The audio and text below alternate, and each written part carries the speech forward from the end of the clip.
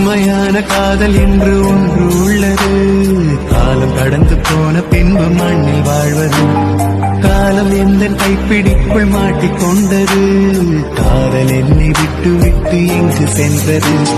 கடவுள் வந்து பூமி மீது வாழும் போதிலும் காதல் தோல்வியாகும் போது சாக தோன்றிடும். காதல் இன்றி பூமி மீது வாழ நேர்ந்திடும். கொஞ்ச நேரம் கூட நரகம் போல மாறிடும்.